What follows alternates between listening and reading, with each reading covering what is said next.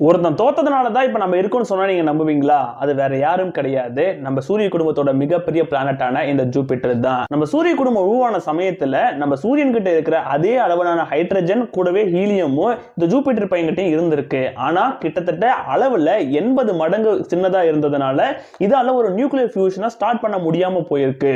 ஒருவேளை ஜூபிட்டர் இப்ப இருக்கிறதோட ஒரு 80 மடங்கு மாஸ் அதிகமா அப்ப மட்டும் இருந்திருந்தானா அவனே ஒரு சூரியனா மாறி இருப்பான். அப்ப என்ன நடந்திருக்கும்? 2 சூரியன் இருந்திருக்கும். இதனால பூமி இருக்கட்டும் மத்த கோள்கள்லயும் டெம்பரேச்சர் ரொம்பவே அதிகரிக்க ஆரம்பிச்சிருக்கும். ஒருவேளை அந்த ப்ராசஸ்ல மட்டும் அவன் சக்சஸ் ஆயிருந்தான்னு வச்சுக்கோங்களேன், நம்ம சூரிய குடும்பமே இல்லாம போயிருக்கும். இதுக்கு முக்கியமான காரணம் சூரிய குடும்பத்துல 2 சூரியன் இருந்திருக்கும். இதனால எந்த பிளானட் எதை சுத்துறது, எதோட கிராவிட்டி அதிகமா இருக்குங்கிறது தெரியாம நம்ம சூரிய குடும்பத்துல இருக்க பல கோள்கள் காணாம போனாலும் ஆச்சரியப்படுறதுக்கல்ல. அதே சமயத்துல இப்ப இருக்கிற மாதிரி பூமிக்கு தேவையான எதமான வெப்பமோ உயிரினங்கள் உருவாகிறதுக்கு தேவையான சூழ்நிலையோ எதுவுமே இருந்திருக்காது. இதனால ஒருவேளை அவன் அந்த ப்ராசஸ்ல ஜெயிச்சிருந்தானா பூமிக்கு அது ஒரு மிகப்பெரிய அழிவா இருந்திருக்கும்.